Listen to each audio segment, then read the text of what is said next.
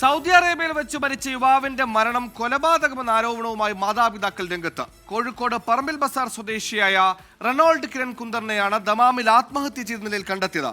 മരണത്തിൽ കൃത്യമായ അന്വേഷണം വേണമെന്നാണ് കുടുംബത്തിന്റെ ആവശ്യം. മുഖ്യമന്ത്രിക്കടക്കം കുടുംബം പരാതി നൽകിയിരിക്കുകയാണ്.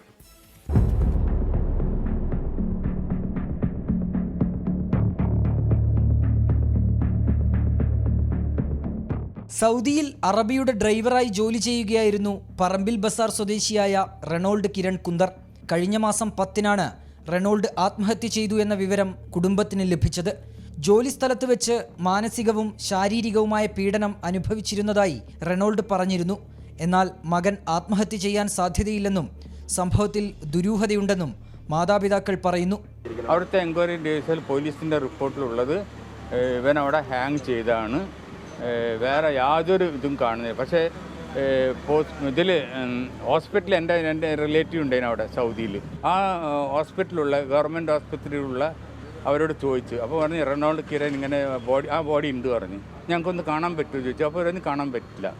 പിന്നെ പറഞ്ഞു എന്നാൽ നിങ്ങൾ പോസ്റ്റ്മോർട്ടം റിപ്പോർട്ട് എന്താ ഉള്ളത്, അതുണ്ട് അത് ഞങ്ങളുടെ കയ്യിലുണ്ട് പറഞ്ഞു. അപ്പോൾ അത് കാട്ടിത്തരാൻ പറഞ്ഞു. അത് കാട്ടിത്തരാൻ പറ്റില്ല പറഞ്ഞു.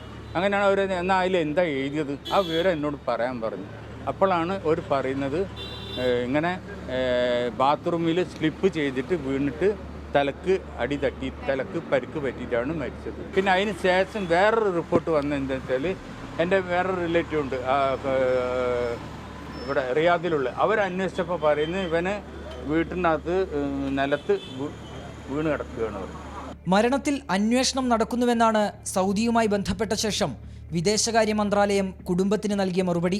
വിശദമായ അന്വേഷണം നടത്താൻ ഇടപെടലുണ്ടാകണമെന്നാവശ്യപ്പെട്ട് മുഖ്യമന്ത്രി പിണറായി വിജയനും MK രാഘവൻ MP ക്കും കുടുംബം പരാതി നൽകിയിട്ടുണ്ട്. 24 കോഴിക്കോട്.